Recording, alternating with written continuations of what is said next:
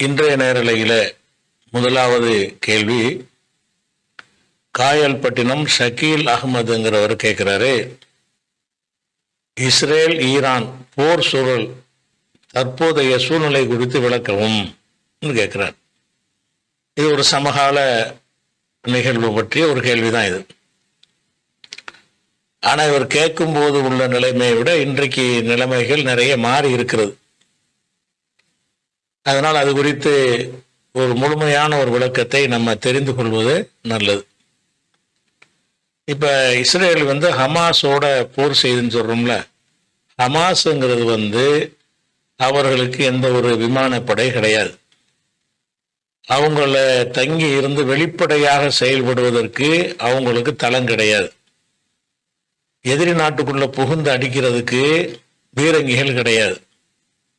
அவங்கள்ட்ட இருக்கிறதெல்லாம் கைகளால் இயக்கப்படக்கூடிய சின்ன சின்ன ஏவுகணைகள், துப்பாக்கிகள் போன்ற ஆயுதங்கள் தான். அதையும் மறைந்திருந்து தாக்கக்கூடிய ஒரு குழுவாகத்தான் ஹமாஸ் இருக்கிறார்கள். ஆனால் இஸ்ரேலுங்கிறது என்னன்னு கேட்டால், அது இஸ்ரேல்னா அமெரிக்கா தான். அமெரிக்காவுடைய ஒரு மாநிலம்னு வச்சுக்கிடலாம். இஸ்ரேல் என்பது அமெரிக்காவை சேர்ந்த ஒரு மாநிலம். அமெரிக்காவுக்கு ஒரு பாதிப்பு ஏற்பட்டால் அமெரிக்கா எந்த மாதிரி எடுத்துக்கொள்ளுமோ, அமெரிக்கா தனது லாபத்துக்கு என்ன காரியங்களை செய்யுமோ அது எல்லாமே இஸ்ரேலுக்கு செய்யும். இஸ்ரேல் என்பது அமெரிக்காவின் ஒரு மாநிலம் என்பதில் உங்களுக்கு எந்த டவுட்டும் கிடையாது. அதன் ஒரு பகுதி தான். அங்கே இஸ்ரேல்னு ஒரு பகுதி அங்கே வைத்திருந்தால்தான் அரபு நாடுகளை மிரட்டி அங்குள்ள எண்ணெய் வளங்களை கொள்ளையடித்து எப்போதும் நிரந்தர நம்பர் 1 பணக்கார நாடாக திகழ முடியும் என்பதற்காக அமெரிக்கா தான் இந்த யுத்தத்தை நடத்துகிறது. இஸ்ரேலுங்கிறது ஒரு கருவி. அப்போ அமெரிக்கா என்ற ஒரு மிகப்பெரிய வல்லரசு என்று சொல்லக்கூடிய ஒரு நாடு ஒரு சின்ன குழுவை எதிர்த்து போராடுகிறது. என்ன மாதிரி ஆயுதங்களை போராடுகிறதுனா, நேருக்கு நேர் அந்த படைகளை சந்தித்து அவங்களோட போர் செய்து யுத்தம் செய்து போராடுகிற முறையை அவங்க கையாளவில்லை. என்ன செய்யறாங்கன்னா, எதுவும் இல்லாத அந்த அப்பாவி மக்கள் மீது அந்த பகுதியில் கொண்டு போய் குண்டுகளை போடுகிறார்கள். 42,000க்கு மேற்பட்டவர்கள் கொல்லப்பட்டிருக்கிறார்கள். 1,00,000க்கும் அதிகமானவர்கள் ஊனமாக்கப்பட்டிருக்கிறார்கள். இவர்கள ஹமாஸ் போராளிகள் ஒரு 0.5% அளவுக்கு இருக்கக்கூடும். பாக்கி எல்லாமே பொதுமக்கள் மீது தான் தாக்கி கொள்ளை செய்கிறார்கள். அப்ப இந்த பொதுமக்கள் மீது தாக்குதல் நடத்தும் போது அவங்க என்ன செய்யறாங்கன்னா, அங்க மறைந்திருந்து ஒரு எதிர்த்தாக்கல் நடத்துறாங்க. இப்படி நடத்தி இந்த மாபெரும் வல்லரசுகளை அமெரிக்காவை எதிர்த்து அவங்க நின்றாங்கன்னு சொன்னா வருஷம் தாண்டி விட்டது. இவர்கள் மக்களுக்கு இழப்பு ஏற்படுத்துற மாதிரி அவங்க இராணுவத்தினருக்கு இழப்பு ஏற்படுத்துகிறார்கள். நிறைய பேரை கொன்று குவித்திருக்கிறார்கள். அதை இஸ்ரேல் தணிக்கை செய்து வெளியிடுவது கிடையாது. இஸ்ரேலில் எத்தனை பேர் செத்தாங்கிற ஒரு விஷயம் வெளிப்படையா சொல்ல மாட்டார்கள். ஏதாவது ஒரு 1000 பேர் செத்துட்டான்னு சொன்னா ஒரு 25 பேர் என்ற அளவுக்கு சொல்லுவாங்க. ஒரு 100 பேர் செத்தாருன்னு சொன்னா ஒரே ஒரு ஆள், ஏன்னா அந்த ஒரு ஆளையாவது செத்ததை காட்டினா தான் அந்த குடும்பத்தார் நம்ம ஆளைத்தான் சொல்றாங்கன்னு நினைச்சுக்கிடுவாங்க. அதனால யாருமே இல்லைன்னு சொன்னா லோக்கல்ல உள்ளவனுக்கு என்ன ஆயிரும், நம்ம குடும்பத்துல ஒரு ஆள் செத்து இருக்கிறாரே சொல்ல மாட்டேங்கிறாங்கன்னு வந்துடும். அதனால மூடலா என்ன செய்வாங்கன்னா 4 பேர் 5 பேரும் பாங்க. ஒவ்வொருத்தரும் அந்த 5 பேர்ல நம்ம ஆள் இருப்பாங்க அவ்வளோ இருக்குன்னு நினைச்சுக்கிடுவான் இஸ்ரேல்காரன். அதனால தணிக்கை செய்து, பேப்பருக்கு தணிக்கை, டிவிகளுக்கு தணிக்கை, மீடியாக்களுக்கு தணிக்கை, சில ஏரியாக்கள்ல உள்ளே போகக்கூடாது, லோக்கல் நியூஸ் கூட உள்ள போகக்கூடாதுங்கிற அளவுக்கு அவங்களுடைய இழப்புகளை எல்லாம் மறைத்து கொண்டு மீடியாக்கள்ல கொடுக்குற பில்டப் மூலமாகத்தான் அதை தாக்கினார்கள் இதை தாக்கினார்கள்ங்கிற ஒரு விஷயம் இருக்குது. அதனால இன்னைக்கு இவ்வளவு பெரிய வல்லரசை எதிர்த்து இவங்க நிக்கிறாங்களே, இதுவே ஒரு பெரிய வெற்றி தான். இதை விட அமெரிக்காவுக்கு ஒரு அவமானம் கிடையாது. இவ்வளவு ஒரு இது செஞ்சும் கூட அவங்கள ஒழிக்க முடியல. அவன் என்ன செய்யறான்னா, அவனுடைய உளவுத்துறைகள் மூலமாக சில தலைவர்களை குறிவைத்து அமெரிக்கா எடுத்து கொடுத்து, அவன் தானே செய்யறான், எடுத்து சில தலைவர்களை கொள்றாங்க. அந்த மாதிரி இப்ப யஹ்யா சின்வார் கொல்லப்பட்டிருக்கிறார். ஆனா இது உளவுத்துறையுடைய தகவல் அடிப்படையில் கொல்லப்பட்டவில்லை, தற்காலிகமாக கொல்லப்பட்ட இருந்திருக்கிறார். அப்ப இந்த ஹமாஸோட இவங்க நடத்தக்கூடிய யுத்தம் என்பது இது யுத்தம் கிடையாது. ஒரு 10-15 ரவுடி சேர்ந்துக்கிட்டு ஒரு அப்பாவியை அடிக்கிறதுக்கும் இதுக்கும் எந்த ஒரு வித்தியாசமும் கிடையாது.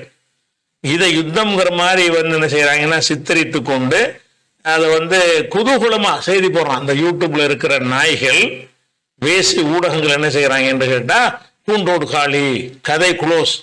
ஒருத்தன் கொல்லப்பட்டார்னா குண்டு வீச்சில் கொல்லப்பட்டார்னு சொல்ல மாட்டாங்க. அந்த உள்ளத்துல இருக்கிற அந்த வெறி அவர்கள் போடுகிற வார்த்தையில வெளிப்படும். அப்ப இஸ்மாயில் ஹனியா கொல்லப்பட்டார்னா குண்டு வீச்சில் கொல்லப்பட்டாரு இப்படின்னு சொல்ல மாட்டாங்க. கதை முடித்தது இஸ்ரோல், யோட சாப்டர் ஓவர் இப்படிங்கிற மாதிரி அந்த அந்த அவனுடைய உள்ளத்தில் உள்ள அந்த கிடக்கையை வெளிப்படுத்தும் வகையில இந்த ஊடக நாய்கள்லாம், யூடியூப் நாய்கள்லாம் என்ன செய்யறான், அதிகமான பேரு செய்திகளை போட்டு பில்டப் பண்றாங்க. ஆனா இந்த இராணுவ இழப்பு என்கிற எடுத்துக்கொண்டீர்களே, ஆனால் ஹமாஸ் மூலமாக இஸ்ரேலுக்கு தான் அதிகம். இஸ்ரேல் மூலமாக ஹமாஸுடைய வீரர்கள் ரொம்ப ஒரு கம்மியான இழப்பு தான். அப்ப இந்த யஹ்யா சின்வார் கூட யஹ்யா சின்வார்னு தெரிஞ்சு கண்டறிந்து அவங்க கொள்ளலை. அவங்க இடத்துல ஒரு ஆள் இருக்கிற தெரிகிறது தாக்கின வகையில தான் பிறகுதான் அவர்தான் என்பது கண்டுபிடிக்கப்படுகிறது. அப்ப அந்த அளவுக்கு நம்ம எங்க இருக்கிறோம் கண்டுபிடிக்க முடியாத அளவுக்கு 25 வருஷமாக அவர் தண்ணி காட்டி கொண்டிருந்தவர் தான் யார், யஹ்யா சின்வார்ங்கிறவர். இந்த சம்பவத்துல நம்ம பெரிய முக்கியமான ஒரு விஷயம் என்னன்னு கேட்டா, எவ்வளவு பெரிய ஒரு நம்ம தலைவர்களை பார்த்திருக்கிறோம். தலைவர்கள்லாம் என்ன செய்வாங்கன்னா தூரமா இருந்து கொண்டு சொகுசாக சேஃப்டியாக, இஸ்ரேல் பிரதமர்லாம் பங்கருக்குள்ள ஒளிஞ்சுக்கிறான்ல, இந்த மாதிரி பங்கருக்குள்ள இருந்து கொண்டு ஏவல் நாய்களை விட்டு விட்டு தான் தாக்குவாங்க. ஆனா இவர் களத்துல நிற்கிறார், போர்க்களத்துல நின்று போராடி கொண்டு அந்த இஸ்ரேலை எதிர்த்து போராடுகிற குழுவுல வீரர்களில் ஒருவராக நின்று போராடி உயிர் நீத்திருக்கிறார் என்பது ஒரு பெரிய ஒரு தியாகம் தான். இது அவர் அர்ப்பணிப்பான ஒரு வாழ்க்கையில நினைஞ்சிருக்கார், அவர் செஞ்சிருக்கிறார் என்பதை அதை பார்க்கிறோம். நம்ம அறிந்த வரலாறுகள்ல இந்த மாதிரியான ஹமாஸ் மாதிரியான ஒரு தியாகம் செய்யக்கூடிய வீரர்களை நம்ம கண்டதில்லை, கதைகள்ல கூட படித்ததில்லை. அந்த அளவுக்கு அவங்க என்ன செய்யறாங்க, திறமையான முறையில் அவங்களுடைய பணிகளை செஞ்சுக்கிட்டு இருக்கிறாங்க. இதுல யஹ்யா சின்வார் தான் இதுக்கு இந்த அமைப்பெல்லாம் கட்டமைத்தவர், இந்த மாதிரி கொண்டு வந்தவர் என்றாலும் அடுத்தடுத்து செயல்படக்கூடிய ஏற்பாடுகளை அவர் பண்ணியிருக்கிறார். இது ஒரு ஹமாஸுடைய விஷயமாச்சு. அடுத்து ஹிஸ்புல்லா எடுத்துக்கிட்டீங்கன்னா, ஹிஸ்புல்லாங்கிறது ஒரு நாடு கிடையாது. அதாவது லெபனான்கிற ஒரு நாடா இருந்தாலும் லெபனான் நாட்டில் அதுக்குன்னு ஒரு அரசாங்கம் இருக்கிறது. அதுல முஸ்லிம்கள் கிறிஸ்தவர்கள்லாம் பங்கு கொண்டிருக்கக்கூடிய ஒரு ஆட்சி அங்க இருந்து கொண்டிருக்கிறது. அந்த நாட்டில் உள்ள ஒரு ஆயுத குழு தான் ஹிஸ்புல்லாங்கிறது. அவங்க என்ன செய்யறாங்கன்னா, இவங்க பலஸ்தீன மக்களுக்கு செய்யற கொடுமைகளுக்காக வேண்டி அவன் இஸ்ரேலுக்கு என்ன செய்யறான்னா, அவன் சில நம்ம எதிர்ப்பை தெரிவிக்க வேண்டும் என்பதற்காக உண்டாக்கப்பட்ட ஒரு ஆயுத குழு தான் ஹிஸ்புல்லா என்பது. அவர்களுக்கும் ஒரு விமானத்தளம் கிடையாது.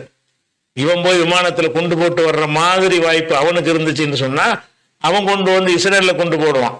அந்த குண்டு போட்டு அடிக்கக்கூடிய ஒரு தன்மை ஹிஸ்புல்லாவுக்கும் கிடையாது. என்ன அதிகபட்சமா இருக்குன்னா, அவங்க வகை வகையான ராக்கெட்டுகள் இருந்து என்ன செய்வாங்க, ஏவுகணைகள் வைத்திருக்கிறார்கள்.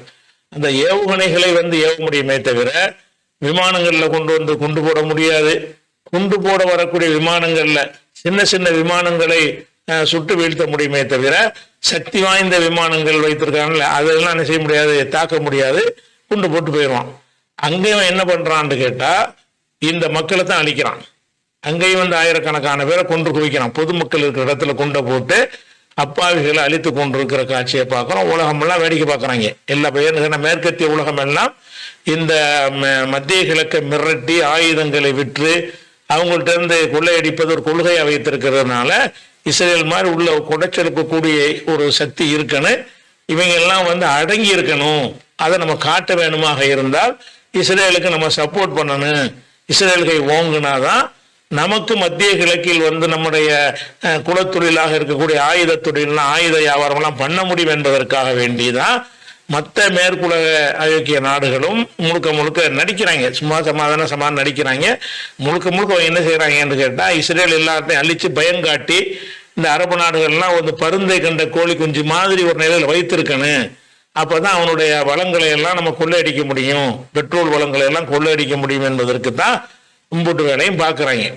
அப்ப ஹிஸ்புல்லா என்பதை இப்போ இவன் போய் சண்டை போடுறது தரப்படையில இறங்கி ஒரு சில மீட்டர்கள் கூட உள்ள நுழைய முடியல, அடிச்சு தள்ளுறாங்க. தரப்படையில இவன் இறக்கி பார்த்தான், அடிச்சு நொறுக்குறாங்க ஹிஸ்புல்லாக்கள். அதே நேரத்தில் இவனுடைய தாக்குதல்லாம் என்ன மாதிரி இருக்குன்னு கேட்டா, அப்பாவிகள் மேல குண்டு போடுதல் என்பதற்கு ஒரு வல்லரசுவாக இருக்கணும்.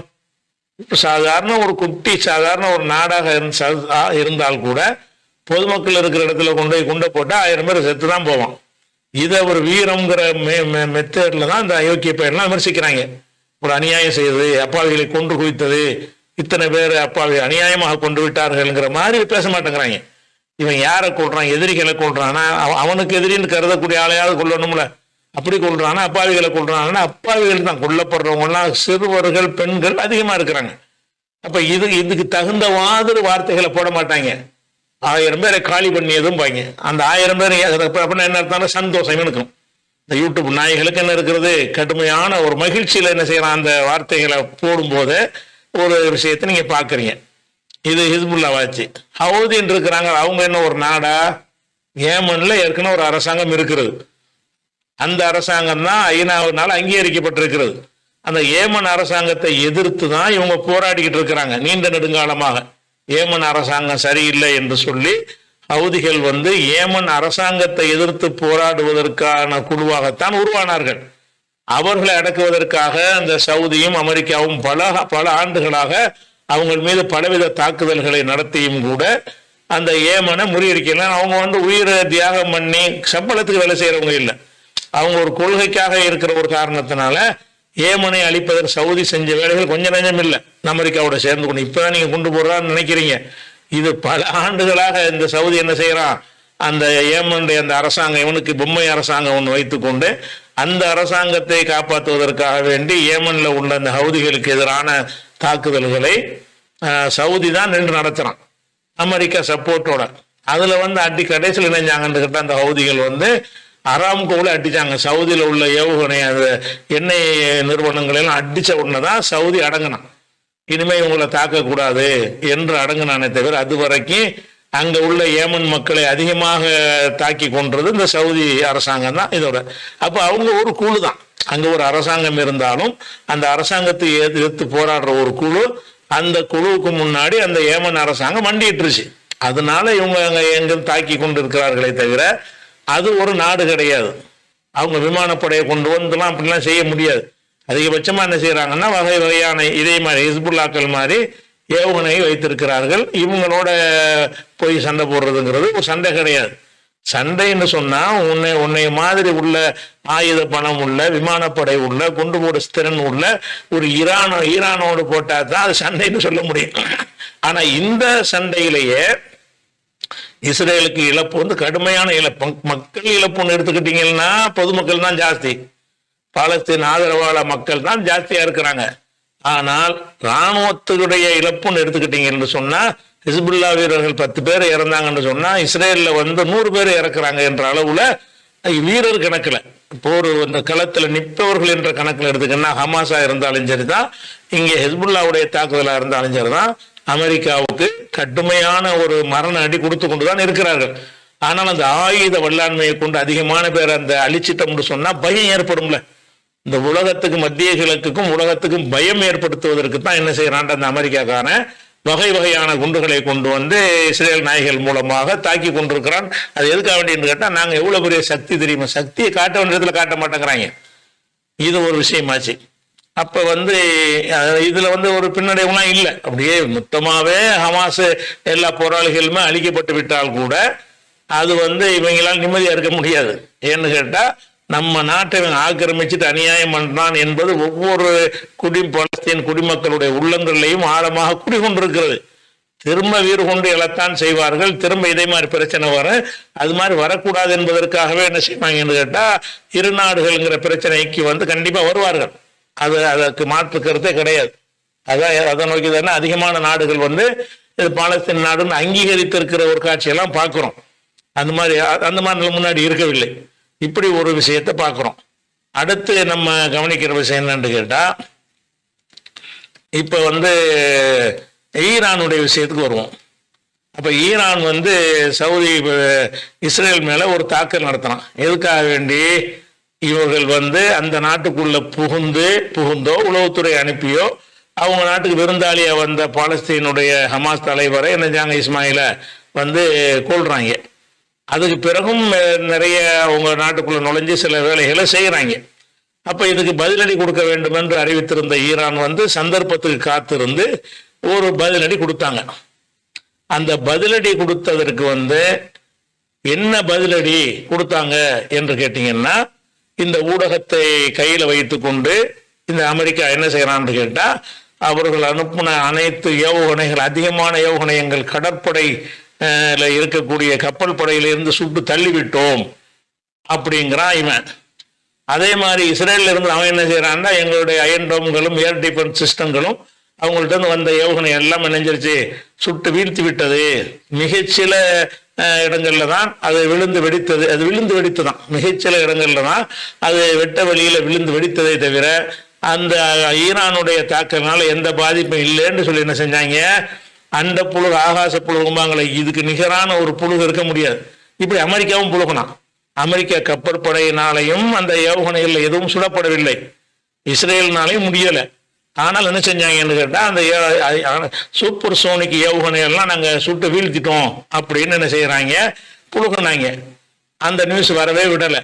எத்தனை பேர் செத்தாங்கிறது, என்ன இழப்புங்கிறது வந்து பெரும் இழப்பு. அந்த இழப்பு அவங்க எந்த விமானத்தை வச்சு குண்டு போடுவாங்களோ அந்த விமானங்களை பூரா காலி பண்ணியிருக்காங்க.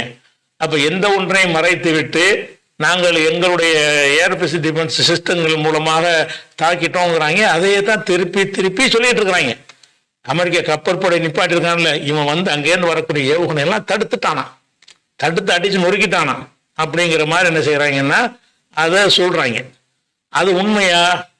இந்த ஆயுதங்களை பற்றின ஒரு புரிதல் இருக்கிறவன் இதை ஏத்துக்கிற மாட்டான். வெகுஜன மக்கள்கிட்ட போய் சேரும்போது அடிச்சுட்டாங்களாமல, ஒண்ணுமே செய்யலையாமல. ஏன்னா இழப்பை தான் காட்டலையில. இஸ்ரேலுக்காரன் அவனுக்கு ஏற்பட்ட இழப்பை காட்டவில்லை, அதை ரவுண்ட் பண்ணிட்டான். அதுக்குள்ள யாரும் போகக்கூடாது, எந்த செய்தியும் போடக்கூடாது அப்படிங்கிற அளவுக்கு சொன்னதுனால செத்தவனோட எண்ணிக்கை தெரியாது, எவன் செத்தான் தெரியாது, என்ன இழப்புன்னு தெரியும். இருந்தாலும் அந்த சேட்டலைட் படத்தை கண்டு வச்சு என்ன செய்யறாங்க, எவ்வளவு சேதம் ஏற்பட்டுச்சுங்கிறத சொன்ன பிறகு அப்புறம் கொஞ்ச நாளைக்கு பிறகு சில இழப்புகள் ஏற்பட்டுச்சு அப்படிங்கிற மாதிரி மழுப்பலாக சொன்னாங்களே தவிர இவங்க சொன்னது போல அப்படி நடக்கவே இல்லை. ஒரு அவங்களுடைய சூப்பர் சோனிக் ஏவுகணை, ஹைப்பர் சோனிக் ஏவுகணைகளை வந்து ஒன்றை கூட இவர்கள் வந்து சுடவும் இல்லை, எதிர்க்கவும் இல்லை, அமெரிக்காவும் தாக்கவும் இல்லை, தாக்க முடியாது. முதல்ல விளைவிக்கணும். முதல்ல என்ன விளைவிக்கணும்னு கேட்டா, இந்த அயன் டோம் இஸ்ரேல்ல வச்சிருக்கிறான்ல, அயன் டோமுடைய வந்து அயன் டோம்னா என்னன்னு கேட்டா, ஆட்டோமேட்டிக்கா அதில் அந்த தாக்கக்கூடிய குண்டுகளை நிரப்பி வச்சிருப்பாங்க. ஒரு 20 ஒரு மிஷின்ல ஒரு 20 போட்டு வச்சிருப்பாங்க. அங்கேருந்து வரும்போது என்ன செய்யணும்னா, அது சென்சார் மூலமாக, ரேடார் மூலமாக அந்த எந்த தாக்குறதுக்கு வருது, ஏவுகணை வருது அல்லது ட்ரோன்கள் வருதுன்ற கண்டுபிடிச்சி ஆட்டோமேட்டிக்காக என்ன செய்யும்னா அதை சுட்டுப்படும். இதுதான் அயன் டோம்ங்கிறது.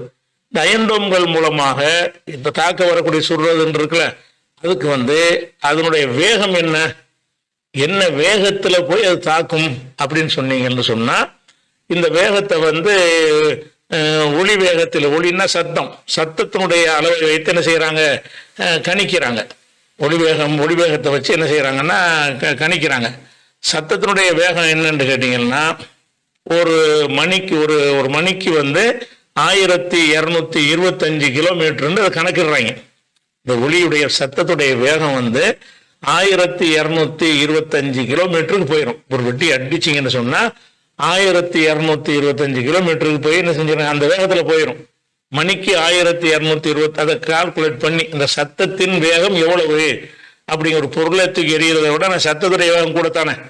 இப்போ நீங்க ஒரு 10 மீட்டருக்கு அந்த பக்கம் நிக்கிறேன், நான் பேசுறேன், உடனே உங்களுக்கு விளங்குதுல, அந்த செகண்டே உங்களுக்கு விளங்குதுன்னா அந்த ஒளியுடைய வேகம் உங்களுக்கு எவ்வளவு தெரிகிறது. ஒரு கல்லை விட்டு எரிஞ்சா கூட அவ்வளவு சீக்கிரம் உங்களை வந்து தாக்காது. நான் பேசுறது உங்களுக்கு வந்து உடனே வந்து கேட்கறது. அப்ப இந்த சத்தத்தின் வேகத்தை என்ன வச்சுதான் என்ன செய்யறாங்கன்னு கேட்டா, இந்த ஆயுதங்களை வந்து அளவிடுறாங்க. அளவிடும் போது இதுல வந்து ஒரு ஒளியுடைய ஒரு ஒளியுடைய வேகம் என்பது, இயற்கையான வேகம் என்பது 1225 கிலோமீட்டர் இந்த வேகத்தில் உள்ளது.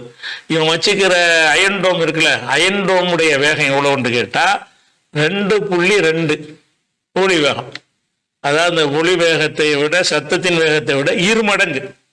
1225 சொன்னா 2400 2500 கிலோமீட்டர் வேகத்தில் போய் தாக்கும்.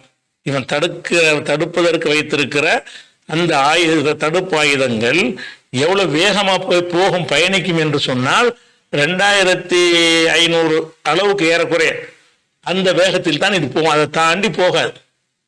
தாக்க வரக்கூடிய ஆயுதம் 3000 மைல் வேகத்தில் வருதுன்னு வைங்க, தாக்க முடியுமா? இவன் போகும்போது அதை தாண்டி போயிடும். அப்ப 2500 வேகம் தான் இவனுக்கே இருக்குது. அயன்டோமுடைய அதிகபட்ச வேகம் எவ்வளவு ஒன்று கேட்டா 2.2 தான். 2000 செக்ஷன் தான் இருக்குது. 2500 கிலோமீட்டர் வேகத்தில் அந்த தாக்குவதற்கு உரிய ஆயுதம் அவன்கிட்ட கருவி வைத்திருக்கிறான்.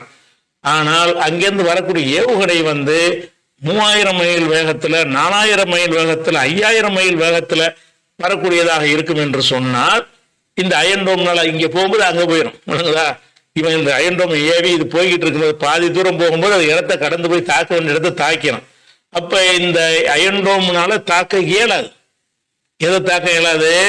அந்த சூப்பர் சோனிக், ஹைப்பர் சோனிக் ஏவுகணைகள் இருக்கு இல்லையா, அதை தாக்கவே முடியவே முடியாது. ஒண்ணுலாம் போட மாட்டாங்க. சூப்பர் சோனிக் 1, 2, 3, 4, 5 வரைக்கும் வச்சிருக்கிறாங்க. 5 மடங்கு சூப்பர் சோனிக் 5 அப்படின்னு போட்டாங்கன்னு சொன்னா இந்த சத்தத்துடைய வேகம் இருக்குல்ல 1200 கிலோமீட்டர், இது மாதிரி 5 மடங்கு வேகத்துல அது வரும். அதாவது ஒரு ஒளியுடைய வேகம் 1220 வச்சுக்கிறீங்களேன், 1200 என்று இருக்குமே. ஆனால் 5 சூப்பர் சோனிக் 5 சோனின்னு வரல சவுண்டை குறிக்கிறது. சோனிலாம் டிவிலாம் போட்டாங்கல்ல, ஸ்பீக்கர் டேப் ரிக்கார்ட்லாம் போட்டாங்கல்ல, அந்த சோனிங்கிறது வர்றதெல்லாம் எதுக்கு போடுவாங்க? ஏன்னா சவுண்டு சம்மந்தப்பட்டதுக்கு தான் அந்த வார்த்தையை பயன்படுத்துவாங்க. அதனால சூப்பர் சோனிக்னு அதுக்கு பேர் வச்சிருக்கிறாங்க. சூப்பர் சோனிக்கிட்ட அர்த்தம் என்னன்னு கேட்டா, சூப்பர் சோனிக் 1 போட்டீங்கன்னு சொன்னா அந்த ஒளி வேகத்தில் கரெக்டா 1200 கிலோமீட்டர் வேகத்தில் பயணிக்கும் என்று அர்த்தம். சூப்பர் சோனிக் 5 போட்டீங்கன்னு சொன்னா அந்த 6000 ஆயிரும். 1200க்கு பதிலாக 6000 கிலோமீட்டர் வேகத்தில் அது வருகிறது. இவங்கிட்ட இருக்கிறது சூப்பர் சோனிக்கை வச்சுக்கிட்டா கூட, சூப்பர் சோனிக்கை வைத்துக் கொண்டால் கூட ஹைப்பர் சோனிக் வர வச்சிருக்கிறான். சூப்பர் சோனிக் என்ற ஏவுகணை வரும் பொழுது அதை தாக்க ஒரு ஏவுகணையாவது தாக்குறதுக்கு அயன்டோம்னால முடியுமான்னா முடியாது. அயன்டோமுடைய வேகம் 2 தான், அது 5.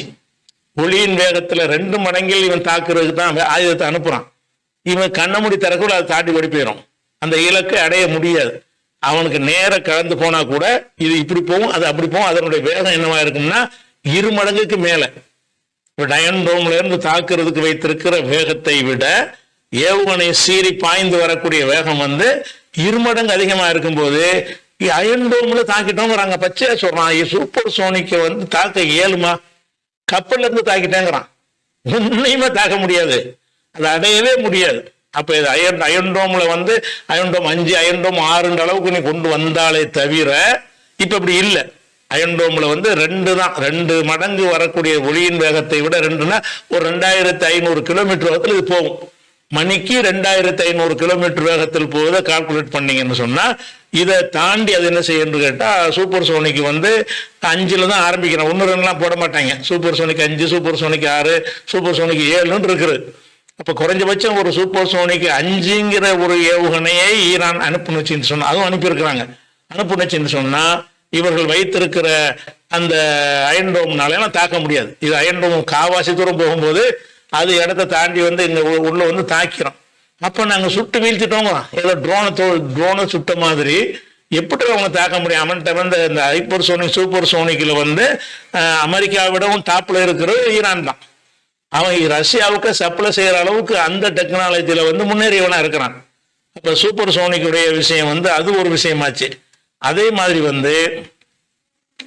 ஹைப்பர் சோனிக் இருக்குல்ல, அது என்னன்னு கேட்டா 5க்கு மேல ஹைப்பர் சோனிக்னு சொன்னா அது ஒளியை விட 5, 6 அந்த மாதிரி 7 அந்த மாதிரி இருக்கும். அந்த ஹைப்பர் சோனிக் இருக்கும் சூப்பர் சோனிக் வித்தியாசம் என்னன்னு கேட்டா, இந்த ஒரு பேச்சுக்கு இவன் அந்த 5 மடங்கு வேகத்துல தாக்குற ஒரு ஆயுதத்தை கண்டுபிடிச்சான்னு வைங்க, கண்டுபிடிச்சா கூட அந்த ஹைப்பர் சோனிக் என்ன பண்ணும்னு கேட்டா வேகமா வரும். அதுல நுண்ணறிவு, அந்த ஏஐ தொழில்நுட்பத்தின் அடிப்படையில தானாக அறிந்து கொண்டு திசை மாற்றக்கூடிய தன்மை அதுக்குள்ள இருக்கும். அப்ப நம்மளை நோக்கி ஒரு ஏவுகணை இப்படி வருதுன்னா அப்படி விலகிட்டு போயிடுது. அப்படியான ஒன்றை சொல்ல முடியுமா உனக்கு? அப்படி அந்த அளவுக்கு வேகமாக போகக்கூடிய இவனுடைய சில S-400 அந்த மாதிரி சில இருக்குது. அந்த மாதிரி ஏர் டிஃபென்ஸ் இருந்தா கூட சூப்பர் சோனிக்கை தாக்க முடியாது. ஏன்னு கேட்டா அதன் வேகமற்றம் இல்லாம வேகமா வரும். நெருங்கிருச்சுன்னு வருங்க, இது நம்மளை நோக்கி வருதுன்னு தெரிஞ்சுக்கிட்டு இப்படி நம்ம நவண்டுக்கிறோம், அது வேற இடத்துக்கு போயிடும்.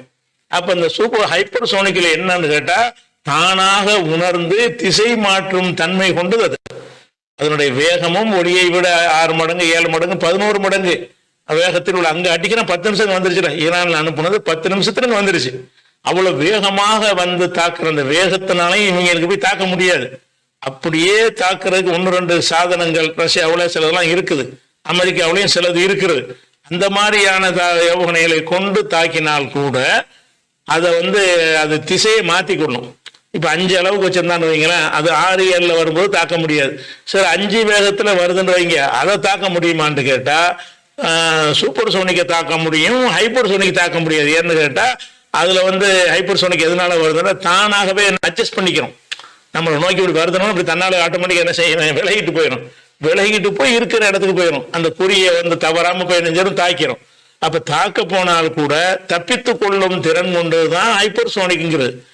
அந்த ஏவுகணைகளை வச்சு தான் அடிச்சிருக்கலாம். அதிகமாக அடித்தது ஹைப்பர் சோனிக் தான். அதை அடித்து தான் இஸ்ரேலுடைய இராணுவ விமானங்கள் வைத்திருந்த அந்த விமான தளத்தில் போய் விழுந்து எல்லாம் F-16 எல்லா விமானங்களும் கம்ப்ளீட்டாக காலி. அதனால இப்போ சாதாரண ஜெட்டில் போயிட்டு குண்டை போட்டுட்டு இருக்காங்க லெபனானில். அந்த விமானத்தில் போய் அதுக்கு பிறகு அதை எடுக்கவே இல்லை, காணாம், கம்ப்ளீட்டாக காலி பண்ணிட்டாங்க.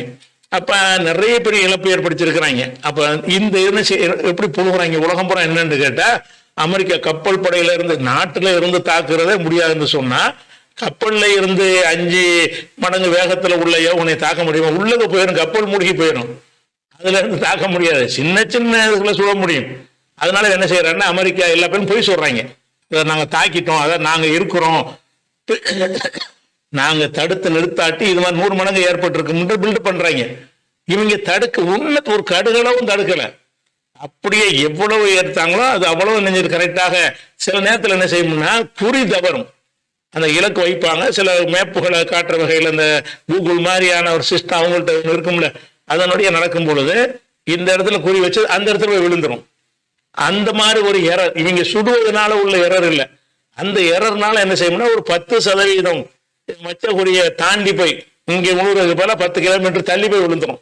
அந்த மாதிரி ஒரு 10% விழுந்திருக்கிறது. அதுவும் தாக்குதல் தான், இலக்கத்தான் தாக்கலையே தவிர தாக்கி இருக்கிறது. இவன் எந்த இலக்க நாடுனாலும் அதை தாக்கலைங்கிறது 10%. 90% வந்து எந்த இடத்துக்கு குறி வச்சானோ அந்த மொசாத்துடைய தலைமையகத்துக்கு வச்சான். அதுல வந்து என்ன செய்யணும், கொஞ்சம் தள்ளி விழுந்திருக்கு, அது ஒண்ணு மட்டும் உதாரணத்துக்காக வேண்டி. அதுல விழுந்தா கம்ப்ளீட்டா காலியா இருப்பாங்க, பக்கத்துல விழுது. அது மாதிரி வரும். அந்த தொழில்நுட்பத்தில் என்ன செய்யும், என்னதான் இருந்தாலும் இந்த குறி இலக்கை கண்டுபிடிக்கிறதுல இந்த மேப்ல வரக்கூடிய, நம்ம கூகுள்ல மேப் போட்டு போறோம்ல, ரூட்டுன்னு கடைசியில் போய் மரத்தில் போய் மோதுற மாதிரி போயிடும். அந்த மாதிரியான அந்த மேப்புள் வரக்கூடிய எரர் காரணமாக என்ன செய்யும்னு கேட்டா இவங்களால வந்து சிலது குறி தவறி, சிலதுதான் ஒரு 10% குறி தவறி விட்டாலும் அது குறி தவறுதலால் ஏற்பட்டது தானே தவிர, அதுவும் தாக்கிவிட்டது இடத்தை தான் சரியா தாக்கலையே தவிர அந்த 10 கிலோமீட்டர் தாண்டி போய் தாக்குற இடத்துல சேதம் ஏற்படத்தான் செய்யும்.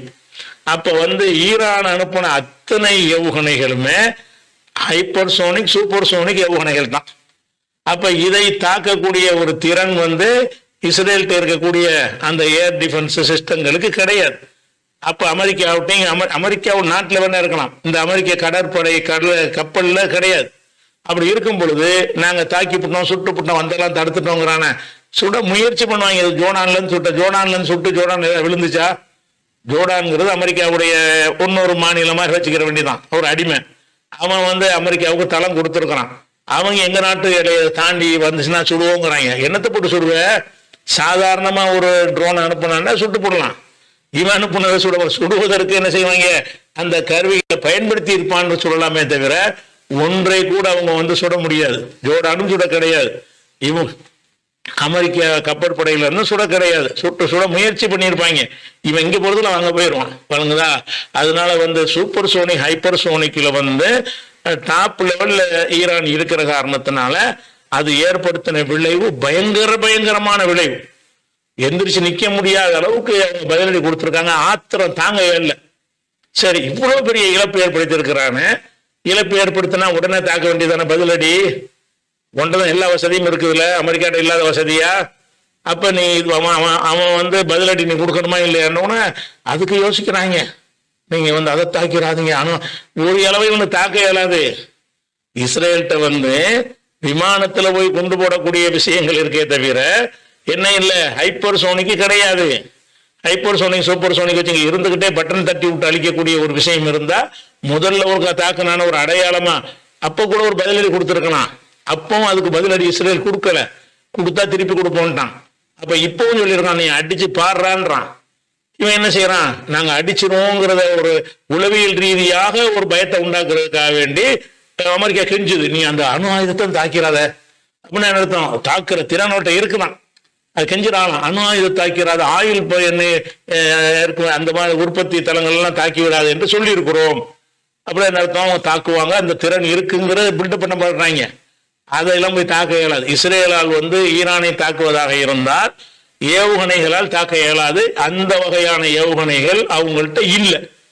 அப்படி அது ஒரு விஷயமாச்சு. ரெண்டாவது ஹைப்பர்சோனிக் கிடையாதுன்னா அது இருக்கணும், நிரூபிக்கணும். சோதித்து ஈரான் வந்து சோதிச்சு காட்டி உலகக்கெல்லாம் தெரியறபடி நிரூபித்திருக்கிறான். இஸ்ரேலோ அமெரிக்காவோ அந்த மாதிரி எங்கள்கிட்ட இருக்குதுன்னு நினைச்சல சோதித்து நிரூபிக்கப்படலை. இருந்தா நிரூபிக்காம இருக்க மாட்டாங்க. அப்ப இவன்கிட்ட வந்து அப்படி இஸ்ரேலுக்கு தாக்க இயலாது. அதிகபட்சமா எப்படி தாக்க இயலும்னு கேட்டா, இவங்க வந்து விமானங்கள், குண்டு வீச்சு விமானங்களை எடுத்துக்கிட்டு போய் அதை வந்து அதுல இருந்து குண்டு போட்டு தாக்கலாம். ஆனா இங்க இருந்து இஸ்ரேல் இருந்து ஈரான் வரைக்கும் பறந்து போற அளவுக்கு எரிபொருள் தாக்கு பிடிக்குமான்னா பிடிக்காது. இப்ப இடையில எரிபொருள் நிரப்பணும். அல்ல எரிபொருள் நிரப்பக்கூடிய விமானங்கள் இருக்கிறது, ஆகாயத்துல வச்சே நிறைச்சிட்டு அப்புறமே குண்டு போடணும். அப்படி போய் குண்டுகளை போட்டு விமானங்கள் மூலமாகத்தான் இஸ்ரேல் தாக்குதல் நடத்த முடியும். இந்த லெபனான்ல நடத்துற மாதிரி நடத்த முடியும். ஆனா லெபனான்ல நடத்துற மாதிரி போய் ஈரான் நடத்த முடியுமா? ஈரான்ல வந்து அவங்க தாக்க வரக்கூடிய விமானங்களை எல்லாம் சுட்டு தள்ளக்கூடிய விமானங்களுடைய வேகம் வந்து இந்த ஒளி வேகத்தில் வராது. விமானம் குண்டு போட வரக்கூடிய விமானம் இருக்குது, 1000 கிலோமீட்டர் அதிக வேகத்தில் வரும். 400, 500, 600, 1000 அது அவ்வளவுதான் வேகம் வரும். அப்ப ஒளி இந்த சோனிக்கு வேகம் ஒளியுடைய 5 மடங்கெல்லாம் வராது. ஒளியின் ஒரு வேகத்தை விட கம்மியாகத்தான் அந்த விமானங்கள் வரும். அந்த வேகத்தில் வரக்கூடிய விமானங்களை வந்து இவங்க மாதிரி ஒரு அயன் டோமை வச்சுக்கிட்ட சுட்டு போடலாம். அந்த மாதிரி ஒரு தடுப்பு சாதனங்கள் ஏர் டிஃபென்ஸ் இருந்துச்சுனாலேயே சுட்டுலாம். அவங்கள்ட்ட S-400 வரைக்கும் ரஷ்யாட்ட வந்து வாங்கி வச்சிருக்கிறாங்க. அப்ப இவர்கள் விமானம் மூலம் தாக்க போனார்களே, ஆனால் அதிகப்படியான விமானங்கள் வந்து சுட்டு வீழ்த்தப்பட்டோம். குண்டு போட அந்த சுட்டு வீழ்த்துறதுனால அந்த குண்டு வெடிச்சு சில சேதங்கள் அந்த மண்ணுக்குள்ள ஏற்பட வாய்ப்பு இருக்கே தவிர இலக்கை போய் தாக்குமான்னா அப்படி தாக்க முடியாது. தாக்காத அளவுக்கு என்ன செய்ய முடியும், அந்த விமானங்களை சுட்டு வீழ்த்தக்கூடிய சாதனங்கள் எக்கச்சக்கமாக பரவலா என்ன செய்தாங்க வச்சுட்டாங்க.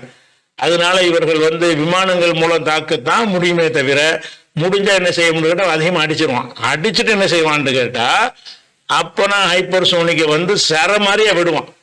நீ தாக்கி பாடுறாங்கிறான். அப்படி தாக்கி விட்டதுன்னு சொன்னா சில இடங்கள்ல விமானம் மூலமா கொண்டு போட்டதுல 100 இடத்துல போட்டதுல ஒரு 10 இடம் சக்சஸ் ஆகி 90 சுட்டு போடுவாங்க. ஒரு 10 இடம் சக்சஸ் ஆகி மிஸ் ஆயிரும்ல, தவறி போச்சுன்னு வைங்க, குறி தவறி விட்டது என்று சொன்னால் அப்ப அதனால் ஏற்பட்ட ஒரு இழப்பு ஏற்படும்ல. உடனே என்ன செய்வான்னு கேட்டா அடுத்த நிமிஷமே நான் அடிப்பேன்ட்டான். அடிச்சேன்னா நீ வரலாற்று நினைத்து பார்க்க முடியாத ஒரு அடியாக இருக்குங்கிறான்.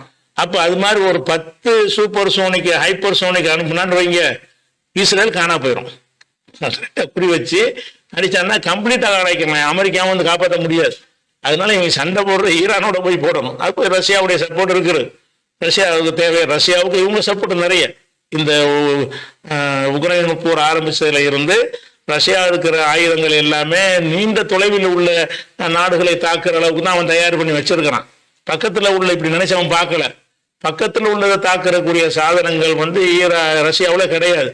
அது ஈரான் தயார் பண்ணி கொடுக்குறான். சின்ன சின்ன 100 கிலோமீட்டர் 200 கிலோமீட்டர் போய் தாக்கக்கூடிய ஏவுகணைகள்லாம் மிக அதிகமாக தயார் பண்ணி இவங்க நிறைய உதவி செஞ்சதுனால அவங்க இவங்களுக்கு உதவி செய்யறாங்க. நிறைய என்ன செய்யறாங்க, எல்லா ஏற்பாடுகளுமே அந்த கொடுத்துருக்குறாங்க. அந்த ஒரு வசதி இருக்குது. அப்படிங்கிறதுனால வந்து இவங்க அவ்வளவு ஈஸியாக போய் தாக்கிட முடியாது. அப்படி தாக்கி விட்டால் கூட அதுலையும் தாக்குவதில் வந்து ஈரான் இஸ்ரேல் மட்டும் டைரக்டா, இஸ்ரேல் வந்தாலும் அமெரிக்கா தான் இருந்தாலும் இஸ்ரேலுங்கிற பேர்ல வந்து தாக்குனான்னு சொன்னா இஸ்ரேல் நிப்பாட்டிக்கிடுவோம். அமெரிக்காவும் நுழைஞ்சி விமானங்களை வந்துச்சுன்னு வைங்க, அந்த பக்கத்துல கப்பல்ல இருக்கிற அம்பூட்டு கப்பலையும் காலி பண்ணிடுவோங்கிறான். அனைத்து கப்பல்களையும் காலி பண்ற அளவுக்கு எங்கள்கிட்ட சாதனங்கள் இருக்கிறது. அதே மாதிரி வந்து ஈராக்ல, சிரியாவுல எல்லாம் நீங்க வைத்திருக்கிற, பஹ்ரைன்ல வைத்திருக்கிற, ஜோர்டான்ல வைத்திருக்கிற அமெரிக்காவுடைய படை தளங்களையும் குறிவைப்போம். அமெரிக்கா அதுல நேரடியா தலையிட்டது என்று சொன்னால் அவங்களையும் தாக்குவோன்ட்டான். அமெரிக்கா துணை நீங்க இப்படி பயப்படும், ரொம்ப பயப்படுவானோ. அதனால வந்து எல்லாம் அந்த ஆயுத பலம் தானே தவிர இயல்புல வந்து உலகத்திலே பெரிய கோழைகள் யாருன்னு கேட்டா அமெரிக்காவுடைய இராணுவம் தான். கடுமையான கோழை இராணுவம். தரப்படைய லேசில் இறக்கவே மாட்டாங்க. இந்த மாதிரி மேல இருந்து கூட்ட அப்பாவி லட்சம் லட்சமா கொண்டு விட்டு ஆப்கான்ல மக்களை பூரா கொண்டு குவிச்சுட்டு தான் போய் தரப்பறை இறங்கினாங்க. சண்டைக்கெல்லாம் போக மாட்டாங்க. அதனாலதான் போய் அப்ப தாக்கு பிடிக்க முடியும். நேரடி சண்டை வந்தோன்னு அங்கங்க அடிக்கிறான்னா ஓடி வந்துட்டானுவோம். அதனால அமெரிக்கா வந்து போய் நேரடியாக தாக்க மாட்டான். அப்படி தாக்குவானையானால் ஈரான்னால வந்து அவங்களுக்கு பதிலடி கொடுக்க முடியும். எங்க கொடுப்பாங்க? பல படை தளங்கள் சவுதியில இருந்து எல்லா நாடுகள்லையும் வச்சிருக்கிறான். அந்த தளங்களை குறி வச்சு அடிப்பாங்க, ஹைப்பர்சோனிக் வச்சு அடிப்பாங்க. அது அமெரிக்காவால் தடுக்க முடியாது. அதை நீங்க ஞாபகத்தில் வச்சுக்கணும்.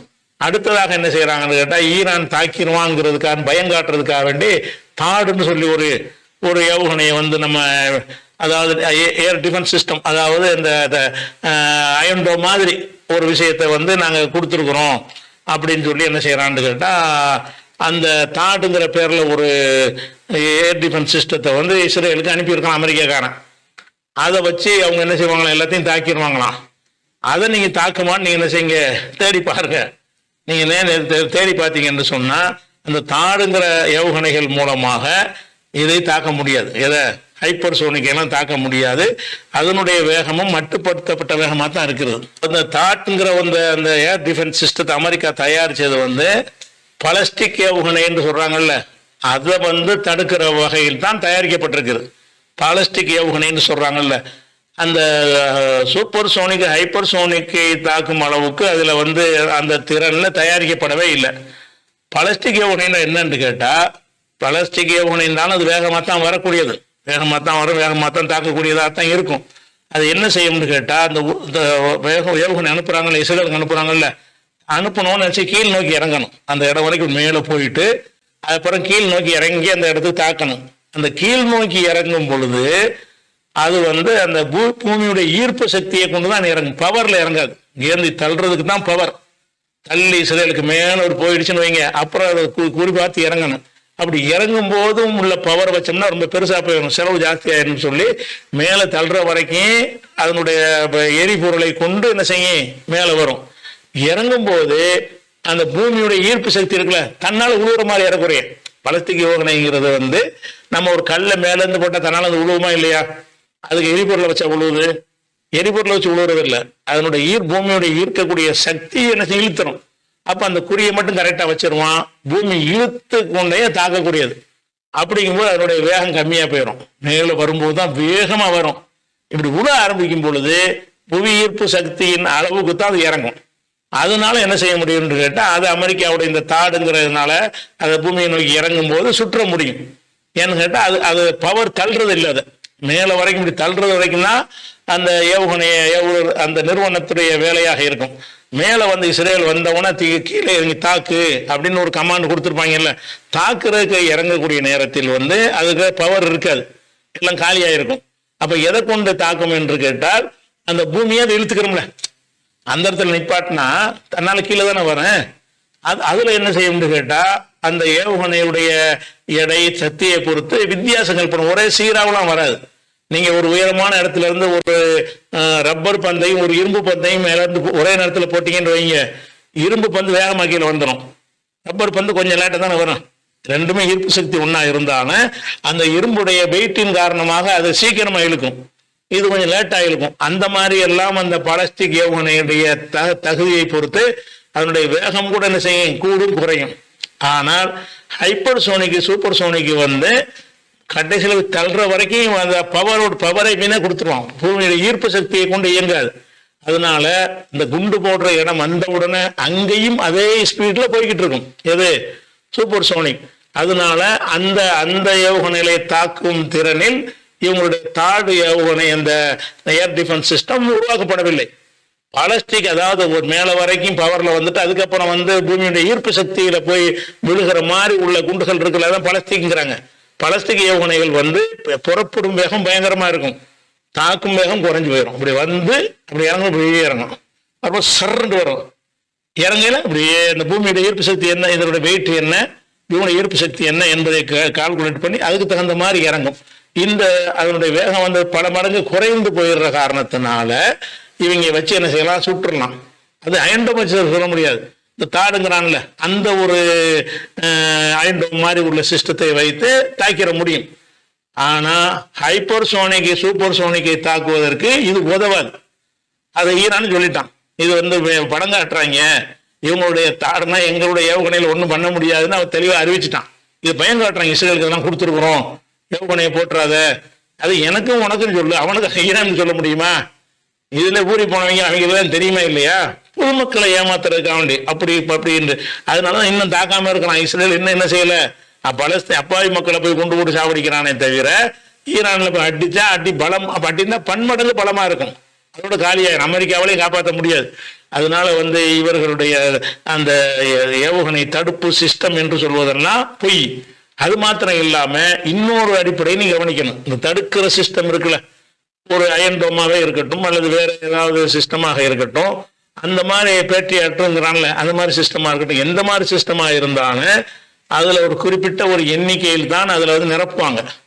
1000-2000 இறக்க முடியாது. ஒரு அயன்டோம்ல ஒரு 20 குண்டை போட்டு வச்சிருப்பாங்க. அப்ப 20 ட்ரோன் வரும்போது 20ஐயும் தாக்கிறான், 21 வரும்போது தாக்காது, காலி ஆயிரும். அப்ப இடத்து மரம் கலட்டி மரம் ஃபுல் பண்ணி நிறைச்சி அந்த டைம் வர்றதுக்குள்ள அவன் 100 ஏவுகணை விட்டுருவான் உள்ள. அப்ப அந்த தாக்குறதுக்கு வந்து இவங்க தாடா இருந்தாலும் சரி, அது மாதிரி இவங்க சொல்லக்கூடிய அயன்டோமா இருந்தாலும் சரி, ஒரு குறிப்பிட்ட 10-20 அந்த எண்ணிக்கையில் தான் அதுல வந்து சரக்கு வைக்க முடியும். அந்த 10 வீசி முடிச்ச பிறகு மரம் வந்து ஃபுல் பண்ணணும். அதுதான் 95 பேர் அது ஏக்கருக்கு வேணுமா, எதுக்கு கிருத்திக்கு ஃபுல் பண்ணி வச்சுக்கிட்டே இருப்பதற்கு. அந்த மாதிரி இருக்கக்கூடிய நேரத்துல அப்ப இருக்கிறத வந்து சின்ன ஒண்ணுமில்லாத அனுப்பிவிட்டு காலி பண்ணிடுவாங்க. ஒண்ணுமில்லாத ஏவுகணை ட்ரோன் அனுப்பிவிடுவாங்க, அதை போய் தாக்கிக்கிட்டு இருக்குமா, இருக்கிற சரக்கு குறைஞ்சு போயிடும். அப்ப வந்து பாலஸ்டிக் ஏவுகணை வந்தாலும் தடுக்க முடியாம போயிடும். அதனால வந்து இவங்க வந்து பில்டப் கொடுக்குறாங்க. பெரிய அமெரிக்காவுக்கு வந்து பெரிய அவமானம் ஏற்பட்டு கொண்டு இருக்கிறது. அமெரிக்காவுக்கு பயப்பட தேவையில்லைங்கிற அளவுக்கு அரபு நாடுகள்லாம் இப்போ தைரியம் ஆயிடுச்சு. அவங்க தெரிய நாடுகள்லாம் கவனிக்கிறாங்க. என்ன கவனிக்கிறான், என்னடா இஸ்ரேலை வந்து அங்க உட்காந்துட்டு அமெரிக்காவையெல்லாம் தாண்டி அனைத்து ஐரோப்பிய நாடுகளையும் தாண்டி உள்ள போய் பூந்து அடிச்சுட்டானுல அப்படின்றவன இவன் வந்து வலிமையான ஒரு ஆளுன்னு சொல்லி என்ன செய்யறாங்க, ஈரானுக்கு பயந்துகிட்டு எங்க நாட்டுடைய தளத்தை நாங்க கொடுக்க மாட்டோம் இது வரைக்கும் சொன்னது கிடையாது. ஏன் அரபு நாட்டெல்லாம் பயப்படுறான்னு கேட்டா இந்த ஒரு காரணத்தினாலதான். அதனால வந்து இதான் அரபு இஸ்ரேல் ஈரான் போருடைய நிலவரம். கண்டிப்பாக இவர்கள் நம்ம விரும்புறோம்னா இவங்க தாக்கணும்னு நம்ம விரும்புறோம், இவங்க ஈரானை தாக்கணும்.